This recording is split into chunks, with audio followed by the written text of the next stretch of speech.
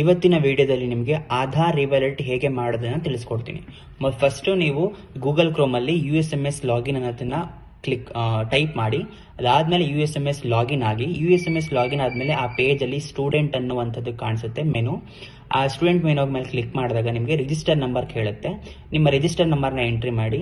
Next ನಿಮ್ಮ password ಅನ್ನು entry ಮಾಡಿ.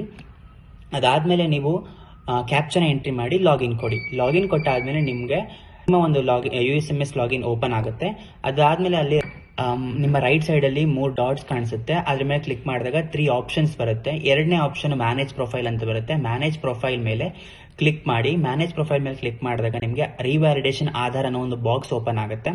ಅದ್ರ ಮೇಲೆ ನಿಮಗೆ ಒಂದು ಆಧಾರ್ ನೇಮ್ ಕೇಳುತ್ತೆ ಅಂಡ್ ಆಧಾರ್ ಮೊಬೈಲ್ ನಂಬರ್ ಕೇಳುತ್ತೆ. ಅಲ್ಲಿ ನೀವು ಫಸ್ಟಿಗೆ ನೀವು ಆಧಾರ್ ನೇಮ್ ಅನ್ನ ಎಂಟ್ರಿ ಮಾಡಿ.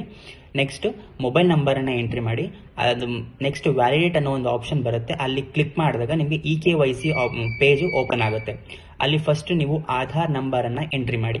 ಅದಾದ್ಮೇಲೆ ನಿಮಗೆ ಒಂದು ಇನ್ಸ್ಟ್ರಕ್ಷನ್ ಬರುತ್ತೆ. ಆ ಇನ್ಸ್ಟ್ರಕ್ಷನ್ ರೈಟ್ ಕ್ಲಿಕ್ ಕೊಡಿ. ನೆಕ್ಸ್ಟ್ OTP ಸ್ಕ್ರೋಲ್ ಮಾಡಿದಾಗ ನಿಮಗೆ OTP ಅನ್ನೋ ಒಂದು ಆಪ್ಷನ್ ಬರುತ್ತೆ. OTP ಮೇಲೆ ಕ್ಲಿಕ್ ಮಾಡಿದಾಗ ನಿಮಗೆ ಆಧಾರ್ ನಂಬರ್ ಇರುವಂತಹ ಮೊಬೈಲ್ ನಂಬರ್ಗೆ ಒಂದು OTP ಜನರೇಟ್ ಆಗುತ್ತೆ.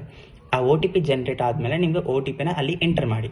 ಅದಾದ್ಮೇಲೆ OTP ಎಂಟರ್ ಮಾಡಿದ್ಮೇಲೆ ನೀವು ಸಬ್ಮಿಟ್ ಕೊಟ್ರೆ ಆಧಾರ್ ರಿವ್ಯಾಲಿಡೇಷನ್ ಸಕ್ಸಸ್ಫುಲಿ ಅನ್ನೋದು ನಿಮ್ಗೆ ಬರುತ್ತೆ.